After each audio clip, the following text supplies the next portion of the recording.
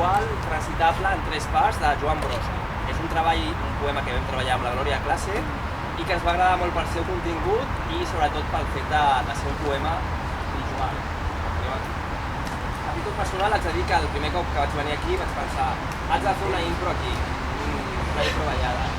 I al final a la Cima va accedir i acceptar i vam fer una mica d'assaig, plegats, i és el que volem fer avui, fer una impro basada en un poema del Joan Brossa. Vale? Comencem. Se suposa que avui havia d'haver una miqueta més de sol, o sigui que farem una impro adaptada a la climatologia. Vinga, anem. La primera de les pedres, és de pedra, enmig de balancins voltada. Més endavant, la contrarreloj. Ve a ser com la primera partitura, on els signes no són res més que signes. Sobre un parterre té els signes de puntuació. Entre les lletres corre un camí vermell, el cosseguit. Aquí, entre les valls i els blocs de pedra de la mateixa lletra que dibuix.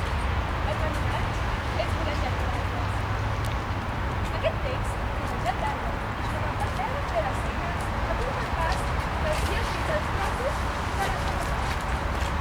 Entre les lletres hi trobem plantes, arbres, herba i pedra, i tot plegat imaginari. Consens, com la vida, un llibre que té comes i punts enmig dels arbres. Un naixement d'un curs amunt la pedra i un sol final, ben lluny de falsos signes.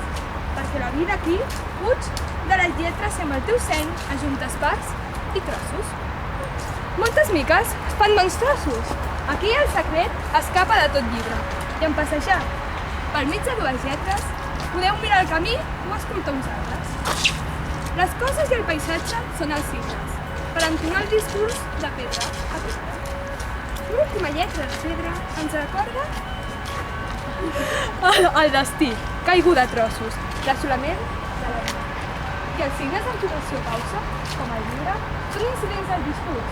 També els arbres poden enraonar més que les lletres. Amb dues lletres, i pagant el pedra, en camí d'arbres i un dos sense trossos de punts, un llibre gas sota el cel.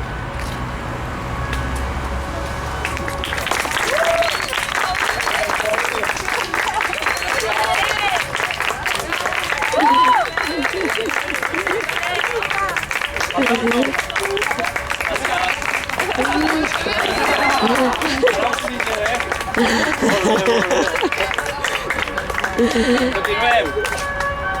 Doncs la intenció que tenia Brossa, que va comentar la Glòria en el seu moment, no? Es divideix en 3 parts el poema, en el naixement, que simbolitza en el transcurs de la vida, no? El camí de la vida, que simbolitza els signes de puntuació, que són el poema, i finalment doncs, la mort, la destrucció, que simbolitza la llaga ja al final, que no sé si l'haureu vist quan heu vingut, que està com trencada, no, i desfeta. Llavors, a la vegada Joan Brossa també el que fa és comparar-ho amb un llibre, no? Que, o sigui, a l'inici del llibre, quan l'obres, està ple d'il·lusió com que neix, no? Que neix. Llavors després, quan et fiques ja dins del llibre, ja hi ha punts, o sigui, signes de puntuació, punts, comes, parèntesis, exclamacions, interrogacions, al fi d'una etapa, comença una altra, i quan acabes el llibre el tanques i ja està, o sigui, amor, no? Com que simbolitza que ja s'ha acabat. Bueno, ja està.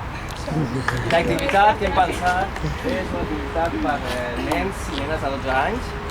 Com he dit a la Cima, el poema es pot escriure en 3 parts. El naixement, la vida i el final de la vida, no?